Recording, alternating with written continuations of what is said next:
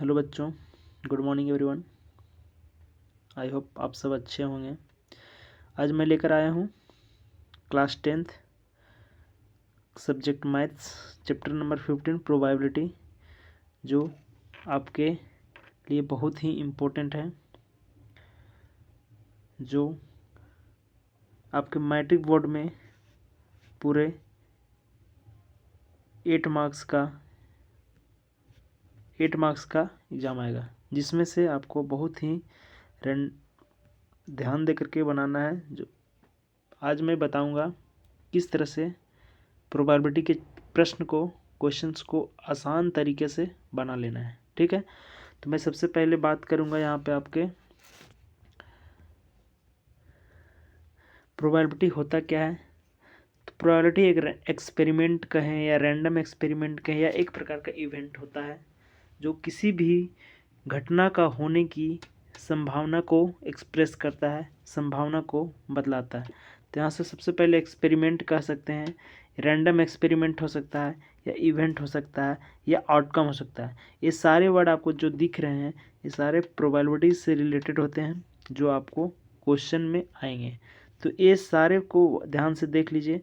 यहाँ पे experimental probability होता है कि किसी भी, जैसे सपोज दैट एक सिक्के को उछाला जाए, या तो हेड आएगा या टेल आएगा। तो जो एक्सपेरिमेंट यहाँ पे किया जा रहा है उससे आपका या तो हेड आएगा या तो टेल आएगा। तो प्रोबेबिलिटी चैप्टर में किसी भी घटने की संभावना को बताया जाता है।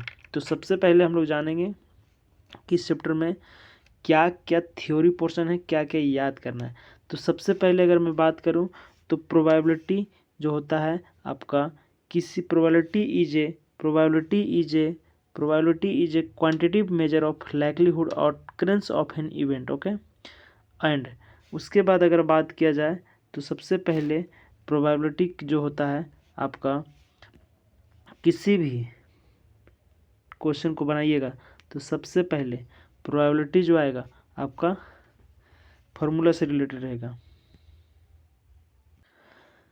तो प्रोबेबिलिटी चैप्टर में सबसे मेन जो फार्मूला होता है वो होता है probability of an event. Event को ई लेटर से डिनोट करके number of outcome favourable to E and total number of outcome. Suppose that अगर एक सिक्के को उछाला जाता है, क्या उछाला जाता है? एक सिक्के को। तो एक सिक्के को उछालेंगे तो या तो हेड आएगा या टेल आएगा। तो इसके पॉसिबल आउटकम्स जो हो गया मेरा फेवरेबल आउटकम, ये या तो हेड आएगा या टेल आएगा, दोनों तो हो नहीं सकता है। लेकिन जब इसका प्रोबेबिलिटी निकालेंगे या तो हेड आएगा या टेल आएगा, तो 1 और टोटल आउटकम्स क्या आएगा? Head and tail. तो टोटल आउटकम्स आपका हेड एंड टेल 2 हो जाएगा। क्लियर? तो इसका जो प्रोबेबिलिटी है हेड आने का वो 1/2 और टेल आने का भी प्रोबेबिलिटी 1/2। सबसे इम्पोर्टेंट ऑब्जेक्टिव के लिए कि किसी भी इवेंट का प्रोबेबिलिटी 0 से बड़ा होता है और 1 से छोटा होता है। 0 से बड़ा होता है और 1 से छोटा होता है, याद रखिएगा, बहुत ही इंपॉर्टेंट फार्मूला है। ओके, उसके बाद अगर किसी भी प्रोबेबिलिटी का वैल्यू 0 दिया गया है, किसी भी प्रोबेबिलिटी पीई, ध्यान दीजिएगा, पीई यहाँ पे आपका PE probability of an event को डिनोट किया जा रहा है।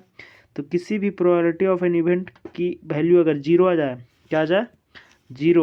0 आ जाए तो उसे इम्पॉसिबल इवेंट कहा जाता है। इम्पॉसिबल इवेंट कैसे कहेंगे? इम्पॉसिबल इवेंट, अगर आपके पास एक बॉक्स है, इसमें हमारे पास 3 बॉल रखे गए हैं। कितने बॉल रखे गए हैं? अब यहाँ से बोला जाए कि 4 बॉल निकालने की प्रायिकता क्या है? 4 बॉल निकालने की प्रायिकता क्या है? तो सबसे पहले हम इस पैकेट में कितने बॉल हैं? 3 बॉल। तो जब 3 बॉल रखा गया तो 4 कहाँ से आएंगे? तो 4 आने की प्रायिकता 0 हो जाएगा। तो यहाँ से पीई आपका इम्पॉसिबल इवेंट कहलाएगा। एंड अगर इसे फिर हम बात करें पीई इक्वल टू 1, तो पीई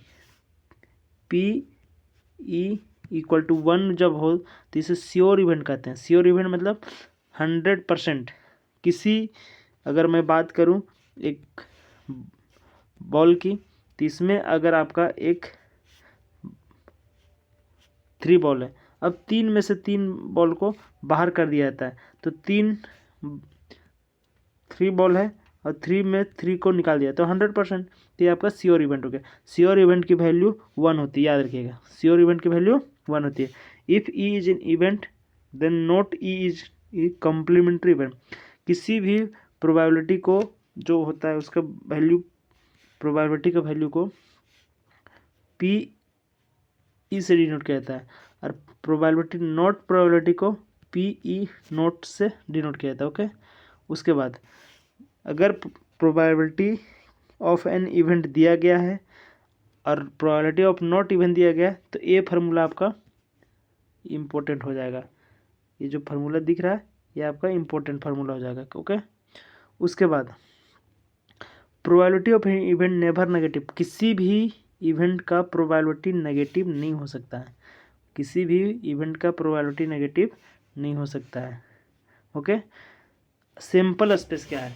तो सिंपल स्पेस यहाँ पे से the collection of all possible outcomes, collection of all possible outcomes, all possible outcome.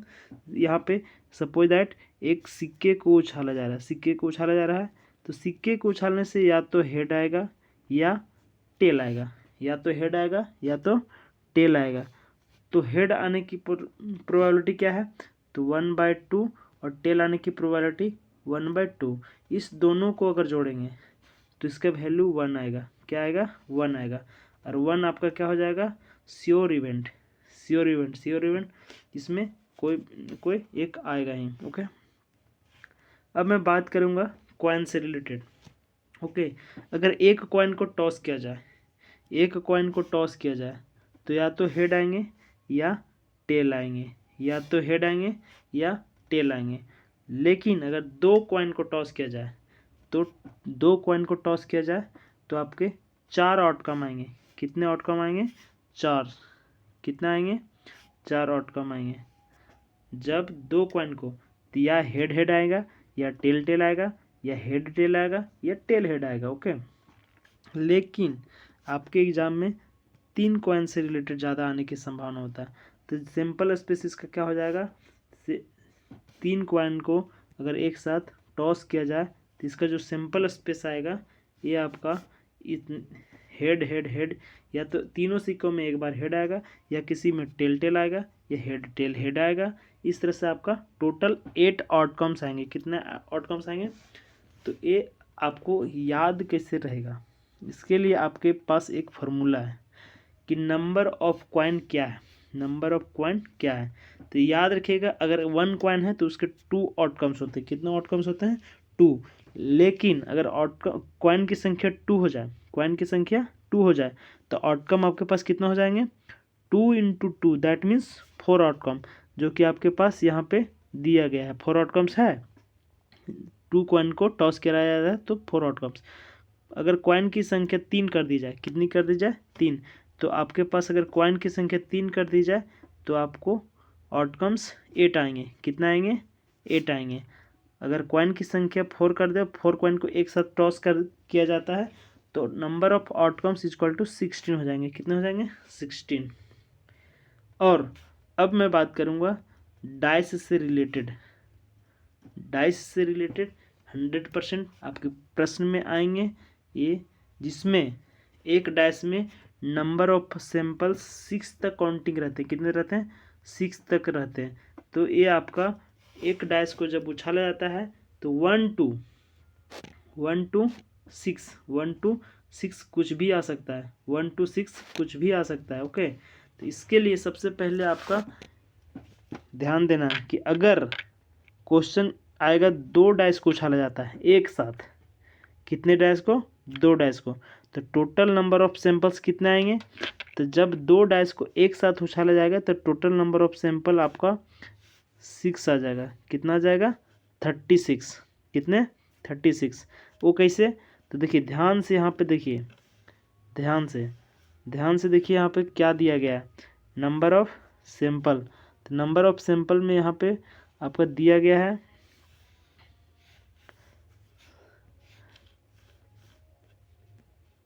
Number of sample. अगर 2 डाइस को एक साथ उछाला जाता है तो ये आपका 1 1, 1 2, 1 3 इस तरह करके 6 6 तक आ जाएगा। ओके, उसके बाद 3 डैश को एक साथ उछाला जाए, कितने डैश को, 3 डैश को, तो आपका यहाँ पे नंबर ऑफ सैंपल 36 आ रहा है, इसको बढ़ जाएगा। ओके, 3 बार उछाला जाएगा। तो ये आपका डाइस से रिलेटेड इम्पोर्टेंट क्वेश्चन था, किससे, डाइस से, जो आपको बहुत ज़्यादा ध्यान देने की ज़रूरत है इसमें। अब मैं बात करूँ प्लेइंग कार्ड्स, जिसे आप लोग जुआ के नाम से जानते हैं ज़्यादातर, ताश। तो सबसे पहले इसके में जानेंगे कि प्लेइंग कार्ड्स में कार्ड कितने होते हैं, इसके बारे में जानकारी क्या क्या है वो आपको पता है। अगर खेलने जाता होगा तो अच्छी बात है, नहीं आता है तो आप सीख जाओगे। सबसे पहले यहाँ पे प्लेइंग कार्ड है। इसका प्लेइंग कार्ड के नंबर जो होते हैं आपका कितने होते हैं, प्लेइंग कार्ड में टोटल प्लेइंग कार्ड में कितने संख्या होते हैं, 52 कार्ड होते हैं। कितने कार्ड होते हैं, 52। और 52 कार्ड को सबसे पहले डिवाइड किया गया है रेड कार्ड में और ब्लैक कार्ड में। किस किस में, रेड कार्ड और ब्लैक कार्ड। 52 में 26 रेड कार्ड है और 26 ब्लैक कार्ड है, यानी कि 26 लाल पत्ती होती है और 26 काली पत्ती होती है। अब 26 पत्ती में आपका इसमें 13 का ग्रुप होता है, दैट मीन्स टोटल 4 सूट होते हैं। कितने सूट होते हैं, 4। तो हट कितने होते हैं, 13। डायमंड कितने होता है, 13। स्पेड कितना होता है, 13। और क्लास कितना होता है, 13। क्लास को क्लब के नाम से भी जाना जाता है। ओके, क्लास को क्लब के नाम से जाना। ईच सूट कंटेन 1 एक्का, 1 king, 1 queen, 1 jack and 9 number card. Okay, प्रत्येक सूट में यानी कि प्रत्येक 13 का ग्रुप में, प्रत्येक हार्ट, प्रत्येक डायमंड एंड प्रत्येक स्पेड एंड क्लास के ग्रुप में एक एक्का होता है, एक किंग होता है, एक क्वीन होता है और एक जैक होता है, और बाकी 9 नंबर होते हैं। नंबर आपका 2 से लेकर 10 तक होता है, 2 से लेकर 10 तक होता है। ओके, तो नंबर जो कहाँ से होते हैं, 2 से 10 तक। तो heart, diamond, spade, class. Okay, तो इसमें से ध्यान सबसे देना है कि प्रत्येक 4 ग्रुप, चारों में 13 का, 13 चौके 52 होता है, जिसमें से पहला में एक का प्रत्येक में होता है कि राजा किंग भी होता है, क्वीन भी होता है, जैक भी होता है एंड नंबर 9 होते हैं, दैट मीन्स 2 to 10। ओके, अब इसमें एक कॉन्सेप्ट आएंगे आपका face card and non face card. तो ध्यान देना है, फेस कार्ड 12 होते हैं, जिसमें से एक्का को फेस कार्ड में नहीं कंसीडर किया जाता है, याद रखिएगा। फेस कार्ड नहीं है। तो आपका सब फेस कार्ड कौन होंगे, फेस कार्ड में आ जाएंगे आपका फेस कार्ड में आ जाएंगे आपका क्वीन। फेस कार्ड में कौन आएगा, क्वीन, किंग, उसके बाद queen,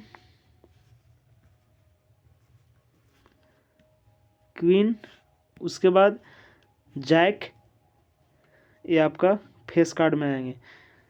4 queen, 4 king and 4 Jack, यानी कि 12। और 36 नंबर, यहाँ से 9 चौक 36 plus 4 Ekka, that means total कितना, 40। टोटल 40 आपका नॉन फेस कार्ड और 4 आपका फेस कार्ड।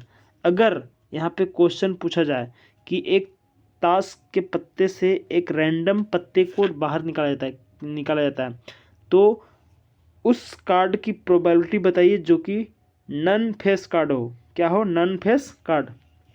तो नॉन फेस कार्ड होने की प्रोबेबिलिटी क्या होगा, तो नॉन फेस कार्ड कितने होते हैं, 40। टोटल कार्ड कितने होते हैं, 50। टोटल कितने होते हैं, 50। तो इसका प्रोबेबिलिटी कितना आ जाएगा, 40/50। इसे आप आगे जाके काट सकते हो।